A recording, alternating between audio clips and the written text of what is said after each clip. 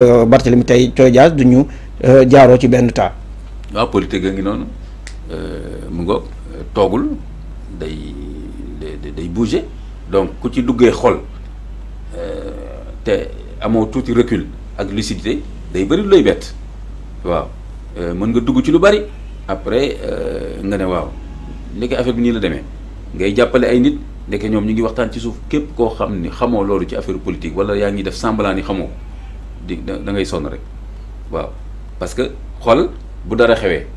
gars yi génn nga gis ñu commencé kii woowoon na kii xoolal kii woo na ko jëlu ko yow citoyen simple yow léegi nooy def li nga mën a def rek mooy xoolal garder benn autonomie de pensée far ku la neex et j'espère que booy far da nga jàpp ne dañ la convaincre sur l'intérêt général que nit ñi mën nañ doxal assemblée nationale mën nañ doxal état mën nañ doxal mairie et cetera j'espère que loolu moo tax ngay jàppale benn parti politique alors bu loolu weesoo nag terewul nga dese sago booy denc bu leen ko jox 100% de waaw dese sago parce que tout simplement politique moo tëddee noonu dañuy waxtaan et cetera am na yoo xam ne day feeñ yoo xam ne ci suuf la ñu bañ ci juboo et cetera et cetera yenn saa yi benn militant génn wax loo xam ni chef parti bi ko mës a wax donc politique tamit ku ko xameewul noonu jàpp ne 1 plus 1 égale 2 tout le temps di nga am lu la bett loolu moo xew tamit ci élection Abass Fall bi ñu bëri jàppoon nañ ni du mën a nekk maire mais pourtant boo xoolee ba xool finalement sax nga xool les vrais chiffres xool tamit ñi mujjee génn discours yi ñu ci def ak commentaires yi su particulièrement nag les conseillers maanaam lu ñu la ci mën a wax am na ci ay détails yoo xam ni conseillers yi nekk ci biir toog ay ati at di voter di waxtaan seen biir ñoo la ci gën a mën a xam te de façon générale citoyen lambda ci affaire élection Abass Fall bi day simplifier caricature alors que c'est beaucoup plus complexe que ça souvent li ñu lay wax mooy genre Khalifa Sall ak taxawu genre daanaka ñoo tax Abass Fall nekk maire di la ci expliquer yu kenn xamul. waaw parce que loolu Madiambal Diagne sax wax na ko moom dafa féliciter directement ki nga xam ne moom mooy Khalifa Babacar Sall ci tunt bi nga xam ne nag def na ko. bi muy bind waaw. ni mais moom Khalifa Babacar Sall la féliciter directement. loolu tax na ba ñooñu Khalifa Sall itam. genre Khalifa Sall kon moo permettre ma jàmbal kon su ma comprendre. waaw kon genre. je te parce que moom la félicité directement. waaw kon di juum na parce que li ñu am fi mu nekk nii ci élément boo xoolee chiffres yi naa ci ñëwaat léegi boo xoolee chiffres yi. ak nga xool déclaration yi. par exemple boo xoolee kooku Madia Diop boobu nga xam ni jël na courage am ñëw def ay déclaration moom mooy le maire de Grand Yoff. mooy le maire de Grand Yoff mooy le maire de Grand Yoff. waaw te moom bokk na ci ñi nga xam ne nag fee lañ nekk. xam na li muy wax. te mi ngi ci maire de Dakar. waaw kon kooku waxam man duma ko moom laay gën a jox crédit que waxuma jàmbal waaw parce que moom conseil la ma jàmbal du conseil mu nekk ci biir taxawu des années et des années nekk ci terrain bi di ñafe ma jàmbal du politicien mënul gën a xam loolu li xew man kenn du ma embarqué yooyu parce que toujours da ngay xam rek profil kiy wax lan la ak tamit ki muy wax donc li leer mooy balaa ma koy fàtte déjà boo xoolee par exemple am na déjà benn erreur d'analyse bu bëri ñu doon def maa ngi koy dégg même ci ay plateau ay nit yoo xam ne sax ñu xaw a xam dossier bi te pourtant ñu juum ci mooy on avait l'impression que Abass Fall n'avait aucune chance dès le départ ce qui est faux voilà ce qui est fou dès le départ même il avait des chances parce que d'abord ñu bëri dañ naan la Pastef 13 conseillers là mais non Pastef plus ses alliés ils étaient à 28 ils étaient déjà à 28 ni ngi naan non Pastef 13 nan la mën a amee 13 ba 49 ils étaient déjà à 28 léegi ñoom ñu garder seen 28 yooyu plus maintenant ñeneen ñi leen voté la après dinaa ñëwaat après ñeneen ñi leen voté ñan la mais alors que Khalifa Sall Madia Diop boobu da lay expliquer que ñi taxaw ma jàmbal xëy na su xamoon éléments yi du wax li mu wax. non moom dafa waxoon ni am na waxtaan bi nga xam ne nag Khalifa Sall sëkk na ko ak Barthélemy Toye Dias waaye ñooñu Khalifa Sall dañ ko weddi complètement ci moom date yi mu avancé ak ñoom voilà ñoom ñëw nañ di démonter ces paroles. ma bàyyi la nga continuer toujours ci démarche des alliés nan lañ def ba parce que Abass Fall kenn xaaru ko tam parce que ñu bëri xëy na sóoraale wuñu ko dañoo jàpp ni. ngoone jaroon na sóoraale nag dès le départ parce que nit ñi dañoo jàppoon rek ni nu mu tuddati opposition bi yëpp. comme madame Ngoné sera réélue. mooy Ngoné Mbengue waaw. voilà xam nga lu tax parce que dañu jàppoon ni opposition bi yëpp dañuy voter pour Ngoné ci logique boobu lañ demoon. waaw mais loolu logique la woon nii rek ak benn projet de vote mu des nag lu ñuy voter réellement le vote effectif léegi par contre Abbas Sall avec ses 28 quand même n'est pas parti sur rien du tout ñoom tam def nañ seen i waxtaan yoo xam ne xëy na waxuñ ko en public xam nga souvent ñu ngi waxtaan Khalifa Sall waxtaan na kii mais ñoom Pastef tam da nga foog ni waxtaanuñu ñoom tamit ak ay kii ay conseils. ak seen alliés yi surtout bu ñu demee ba directeur kii SICAP xaw ma foog naa kooku nee na moom waxtaan nag ñu bari ci opposition bi ba ko gars yi doon wax affaire xaalis mu ne non non dañ teg du affaire xaalis xam nga benn femme xaw ma wax jox nañu 3 millions ku nekk xam nga ci benn vidéo xam nga mais waa jooju je crois que moom mooy directeur benn banque la daal la yore SICAP xaw ma lan la yore buy def ay construction bâtiment c'est pas SNHLM je crois que SICAP mooy directeur bi je pense que il est de Pastef wala boog ci alliés yi moom nee na en personne moom waxtaan yu bëri moom moo ko def ak des gens de l'opposition kon mais kon du rek taxaw moo doon waxtaan ak Barthélémy xaw ma lan ñëpp a doon waxtaan léegi nag ce qu'on peut retenir mooy que taxawu kon pour man dañ leen tooñ Khalifa Sall parce que ñoom li ñu mën sànni nañ ko ci xoolal ils avaient xaw ma ni ko Madia expliqué taxawu kese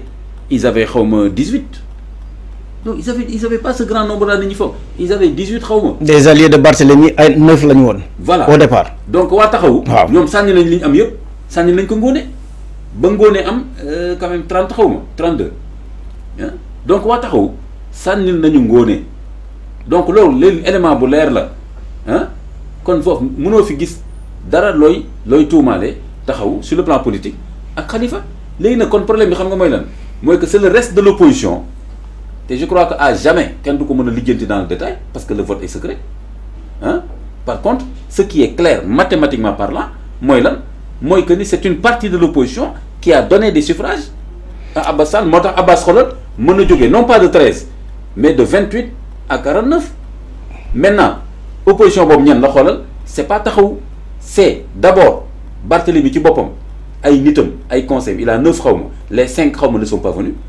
xam nga kon kooku wàññi na ay voix 3 yi ñëw ñu ne 2 yi ñu voté taxawu kenn ki voté xaw ma Pastef xam nga déjà kooku c'est un grand problème plus maintenant côté APR ak côté Bës Du Ñakk ak côté ñeneen ñi ci benn bokk yaakaar ñooñu fi nekk ñi tamit dañoo fantasiroo sur le plan politique ak des problèmes crypto personnels. donc problème bi foofu la nekk boo bañee réer ci biir il faut tout simplement nga seetal deru Khalifa Sall ak taxaw xam nga déjà loolu ça te permet de voir plus clair soo fi nekkee ne topp ay téléphone ak ay SMS doo ci génn maanaam da nga naan ce qui est clair c'est que taxawu des nañu seen waxtaan wi seen devoir politique. logique nañu mooy lan mooy votel nañu Ngoné comme candidate de face à la candidate qui a le plus de chance face à Abbas kon taxawu def nañ ko bu leen kenn tuumal ci dara ak nu mu tuddati ak Khalifa Sall léegi nag le reste de l'opposition Barthélémy il doit s'en prendre à lui-même d'abord lui-même parce que ses propres conseillers ñi ci ëpp ñëwuñu ñenn ñi ñëw sax ñu ngi tuumaal kenn ki ne Pastef la voté kon loolu déjà problème bu Barthélémy la plus maintenant le reste de l'opposition ñu bari ci ñoom ils ont voté pour Pastef maintenant on verra après pourquoi ñooñu voté pour Pastef. Imam est-ce que le reste de l'opposition tam mën nañ leen dut baaraam ci loolu parce que il faudrait pas que nii fàtte ni Barthélémy Toye Dias Yewwi Askan Wi moom moo ko yóbbu fi nga xam ne nag moom mooy mairie de Dakar te Yewwi Askan boobu noonu loxo Ousmane Sonko génnu ci loxo Ousmane Sonko génnu ci mooy loxo ki nga xam ne nag moom mooy Malick Gakou génnu ci ak ñenn ñi nga xam ne nag tey jii nii ils sont devenus des alliés de Ousmane Sonko de Pastef waaye tam bu ñu fàttee ni y a quelques personnes yi nga xam ne tam ñoom nekkuñu ak Barthélémy Dias mooy su ma jëlee l'exemple de Abdoulaye Diouf Sarr ancien maire Abdoulaye Diouf Sarr ñoom ba ci Mame Mbaye Niang Malick Niang voilà Sénégal dama ko dégg muy wax yu nooy jëmee ko ci Pastef ci laa ne Malick Diop bi kii parce que yu bari yu ma ko mujjee dégg muy wax yu conciliant la doon wax ak Pastef ça m'étonnerait pas que ñi bokk ak moom xaw ma moom ci boppam est-ce qu'il est conseiller xaw ma en tout cas je crois que est-ce que deful parti boppam léegi sax. parce que mun nañ ci génnee waa PUR parce que PUR ñoom dañoo samp seen candidat bi moom mooy Daouda Gueye gis naa sax ñu bëri ñuy def confusion ak Daouda Gueye bi nekkoon FRAPP moom nekkul candidat Daouda Gueye mii nga xam ne nag moom moo nekk candidat fële ca mairie de Dakar Daouda Gueye bi nekk PUR la. donc juste Daouda Gueye FRAPP. non philosophe prof de philosophie. prof de philosophie tey jii nii nekk ci benn ministère bu éducation di fa liggéey te gis naa ni suñu benn doyen bi muy lim candidat yi boole na ci Daouda Gueye du Daouda Gueye boobu noonu. dañuy def ay confusion. donc yaa ngi doon wax sur les voix. 49 waaw sur 30 moom la ngoone am. waaw te li nga xam ne nag am nañ ko ci waxtaan bi nga xam ne Barthélémy Diaz bon des émissaires de Barthélémy Diaz maanaam ñu dem gis kii nga xam ne moom mooy Khalifa Ababacar Sall ci tuuru Barthélémy Diaz lu ñu waxtaanee woon le vendredi ak fu ñu doon xaare le samedi foofu lañ fantasiroo xam nga lan la Barthélémy dafa bëggoon ñu reporter élection yi Khalifa Sall ne ko mënul nekk si on s'en tient aux propos aux explications de Madia Diop boobu Khalifa a refusé d'un point de vue du respect des textes c'est-à-dire boo bëggee reporter élection yi da ngay envoyer courrier préfet il faut le faire 72 heures au moins te boobu c'était samedi donc Madia Diop moom loolu la expliqué jusqu'à preuve du contraire Khalifa Sall soo gisee mu bañal Barthélémy li mu bëggoon mooy ñu reporter élection yi wala ñu boycotter bañ a ñëw pour quorum bañ a am Khalifa Sall kon foofu la wutee ak Barthélémy a maintenu sa position parce que la preuve mooy je crois que même ñett ñi ñëw il me semble que peut-être sax dañu ñëw seen ñëwu bopp rek mais Barthélémy moom. waaw mais bëggatul woon. c'est clair nga yow sa leader ne la carrément damay boycotter te balaa ñu ñëw ci boycott bi Barthélémy ñu ne Barthélémy waxoon na ni kii nga xam ne moom madame Ngoné Mbengue moom moo ko njëkk a soutenir donc bu fekkee ne candidature am samp nañ ko moom dina ko soutenir mais ñu may leen benn moment ñu xool seen calcul politique est-ce que jàppoon itam c'est trop réfléchir ci calcul politique moo waral li nga xam ne nag moom mooy laaj Barthélémy Diaz ak ñu mu àndal parce que déjà quorum bu ñuy wax noonu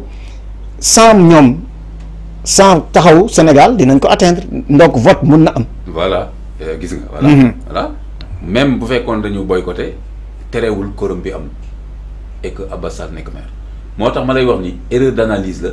di yaakaar ni Abbas Sall n'avait aucune chance xam nga non 13 conseillers rek la amoon nan la fi mën a amee 49 affaire bi simple wul noonu parce que en fait il y avait à la base déjà pas mal de trucs donc taxawu kese nañ jàpp loolu ci analyse bi maanaam taxawu kese mënul woon ñàkkuloo Abbas Sall mairie bi. léegi nag kon qu'est-ce qui reste comme explication mooy que tant que le reste de l'opposition satoowuñu woon Abbas Fall. Abbas day gagné parce que taxaw faisait moins que Abbas 13 plus xaw ma ñaata ba ñu nekk 28 plus ses alliés taxawu kese ñaata lañu woon je pense que waa ji la wax 18 xaw ma lañ kon taxawu kese mënul woon gagné Abbas Sall il fallait que opposition bi ànd ak taxaw moo tax Khalifa Sall comme ni ko Madia Diop waxee j'y crois mooy que Khalifa avait convaincu en fait en tout cas en théorie Khalifa woo na waa opposition bi yëpp. waaw parce que Madia nee na Khalifa woo na carrément ki nga xam ne nag moom mooy Ibrahima Seydi pour ne ko repousser élection yi ni du lu mën a nekk. pour repousser parce que ñoom seen problème c'était pas un boycott mais pour ñu mën a def seen stratégie pour mën a repousser élection bi nga xam ne nag préfet bi ginnaaw bu ko ministre bi saisiré Moussa Bala Fofana ne nañu xool le 27 même repousser boobu doon woon rek la dara parce que décision justice bi ñëw na. ñoom woote nañ le 25 xëy na ñu bàyyi ba le 26 wala le 27. mooy date butoir bi pour ñu mën a def. waaw donc de toute façon hein Barthélémy en un moment donné mën nga wax ni stratégie am def na erreur ci côté permettre na femme bi manquer ay voix. ne serait-ce que ci côté moom et maanaam wax la benn affaire je reviens encore ci sama analyse pour te dire que ni ñu doon waxee naan Abbas mënul gagner mairie bi c'est loin d'être vrai parce que même les conseillers de Barthélémy même ñooñu bu ñu voté woon les 9 laa xaw ma ba tey c'est pas évident que ni ñoom rek ak taxaw mënoon nañ gagné Abbas Sall je crois même que non xoolal. parce que day nekk 39. waaw kay Abbas ñaata la am. 49 presque. 10 de plus d'accord nooy def 10 de plus yooyu donc voilà pour te dire que donc liñ doon wax naan non genre Abbas mënu woon gagné 13 conseillers c'est loin d'être vrai il était parti avec 28 il était parti en avance sur taxawu ah et les conseillers de Barthélémy donc plus maintenant Khalifa waxtaan ak opposition bi jubóowuñu nu mu tuddati kii bés du ñàkk ak ñeneen ku ci nekk am na noo gisee yëf yi Malick Diop lan la wax exactement donc ñooñu finalement ils n'ont pas voté massivement pour la dame c'est ça qui explique que la dame n'a pas pu dépasser 30 et que li mu ñàkk yëpp Barthélémy xañ na ko ay voix mais voix yooyu demul quand même Pastef demul ci Abbas Fall mais comme xañ na femme bi ay voix léegi nag par contre ñeneen ñi ci opposition bi votel encore Abbas mais logiquement Abbas day gagner. d'accord c'est pour préciser ni ki nga xam ne moom mooy Madiop wax na ni ñoom discussion bi depuis le vendredi 17h30 ba 19h nee na ñi nga xam ne ñoom